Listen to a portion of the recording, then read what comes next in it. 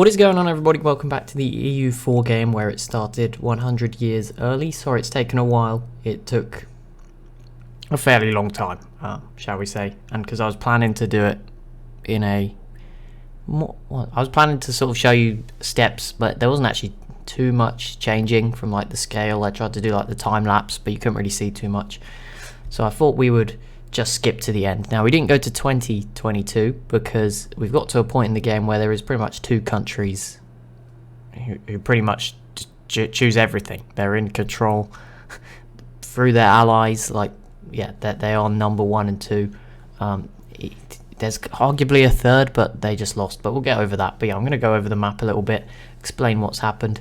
So North America, Aragon's gone. That is obviously the first thing. Spain's a mess right now, as you can see. But Aragon, in general, they went. So although the colonies are Aragonese, Mexico, for example, they are free to do what they want. They're on their own, although they are all friends with each other. But there you go. I'm not really sure what this Oregon is. I believe this one did change its name when it got free. California was also freed from Aragon, California, but slowly France sort of ate them up. Although at the moment France is losing this, but I imagine France will win.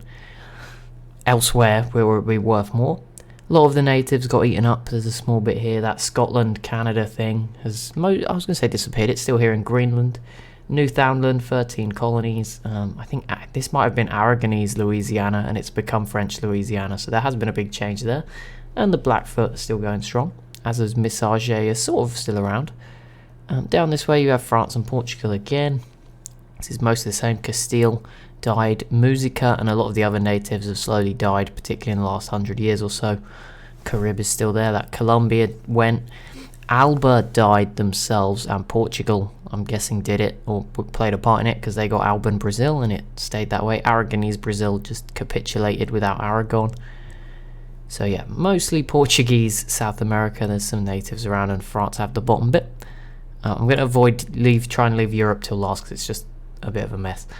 But yeah, Portugal, very dominant in Africa. There's a few bits. I think, just got their independence back, but there you go. Aragonese Maghreb is actually still a thing. Oh no, Aragon is still around. They're just nowhere near as strong. Sorry, I got getting confused. I don't know how. There's some weird alliances. It's who you're friends with matters more than how powerful your actual civ is in this game, because Aragon took a load of land off the Mamluks recently. You can see that here along the north. I have no idea in what world they're capable of beating the Mamluks. So again, that must have been with some help from a friend. But yeah, Portugal has most of this. Ethiopia is still around. Then we have the Mamluks.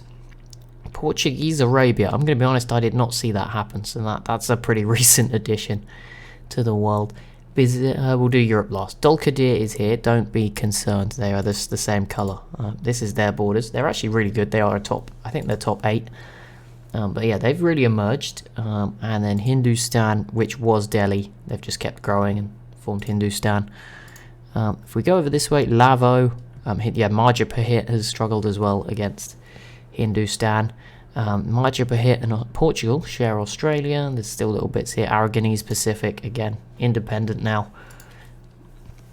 Japanese Moluccas, or Philippines there.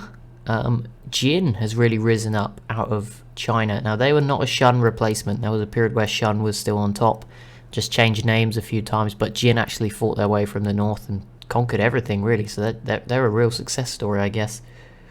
They've taken over a lot of this territory. I believe, again, they've climbed into the top 8. Japan is here. Then we have a lot of sort of minor nations. We have Russia.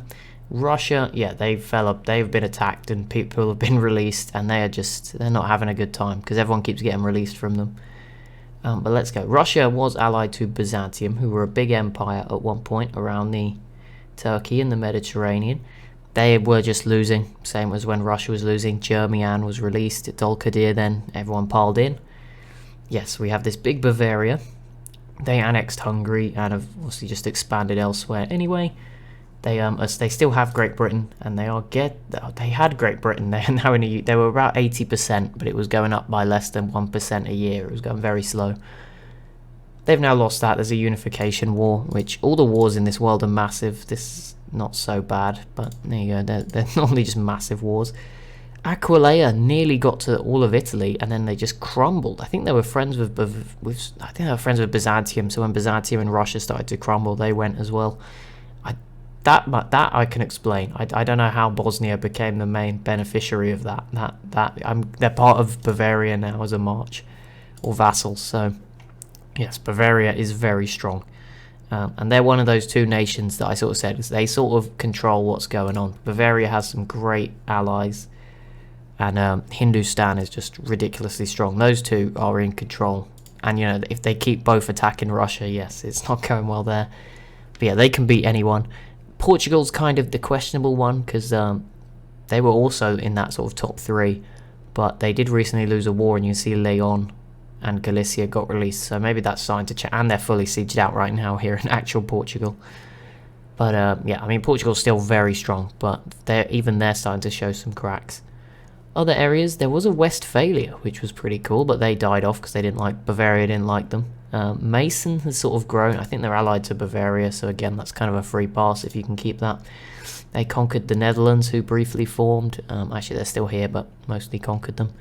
France, yeah, struggled. Britain got given some stuff, again, by Bavaria through extension of being, essentially, were Bavaria until this independence war. Got Ferrara's risen up. But yeah, apart from that, it's mostly the same. Scandinavia took out Sweden and has been, again, assisted by Bavaria in growing to full strength. So that's kind of what happened on the whole map. The great powers, Hindustan leads the way with a huge advantage now over Portugal. I don't know, did Portugal get half of the... See, Portugal only get half from the colony, so if they were to actually give them that development, which in actual gameplay you do essentially get all of it when you're attacking someone, then yes, they're pretty much equal. 3,500 there, 8. It would be about 100, 200 between them.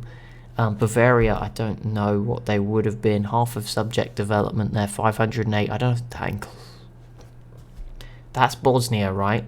Bosnia, all very developed. So if they keep Great Britain, it's even higher. And then if they were to annex Great Britain at some point and Bosnia in the future, even higher. So again, those are the three. I think Britain is actually currently 4th here. You can actually see them. So yeah, imagine 7,000. Oh my goodness, yeah. If they had all of this fully integrated, that's 8.3k before you add Bosnia, which is right up there. Dulkadir, yep, 5th. Scandinavia, Meissen, and Jin. I don't think there's anyone particularly close to Jin getting on that list. We'll just check in here. Jin here. Great Britain is actually below them on this one, but 13 colony. Wait, no. How does Britain have 7,000?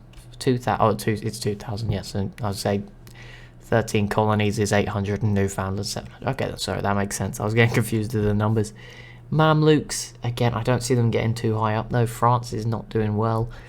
Aragonese Mexico's not doing too well. You know, a lot of these nations are in decline, is what I mean. And these three, Dulkadir is actually 3rd individually, but Hindustan, Bavaria in particular, are just hoarding a lot of the development and kind of, what is it, is Pareto rule, right? 20% of the civs, less than that, will have 80% of the development. That probably is accurate for the whole lot, but these two in particular have a huge amount. I don't know how you get minus 1.8 million manpower, 1.7 million. I'm not going to ask questions. It also says there that they're not that far in... It's not that bad, so I don't know what's happened there. That's probably just a glitch because it's so big. But there we go. That's kind of the end of that one. I hope you enjoyed it. As I said, we won't go too much more because I just think Hindustan and Bavaria kind of just blobbing out. And they do control pretty much anyone else's actions. If you see a civ do something they don't like, they just invade them straight afterwards. I don't know if they're not friends yet, but you know that would be probably a limit. But here you go, you see Bavaria, they have a lot of friends, and they have Portugal, who brings with them all of Africa as well, which is not showing up here. But if they were to, obviously that's a huge one. I guess that probably favours Portugal and Bavaria in a war. But then again, Hindustan brings Dulkadir and Mamluks. They're guaranteeing Russia, so it's a bit controversial. They spent half their time attacking Russia to the north. But there you go. That's the map. I hope you enjoyed it. Let me just check. There is going to be a Twitch Civ 5 stream, I think, or some sort of Twitch stream tonight, if you are watching this the day it comes out. And then tomorrow, or don't want to promise too much, tomorrow or Wednesday, we'll hopefully have something new up and running. But thank you for tuning in, and I'll see you in the next one.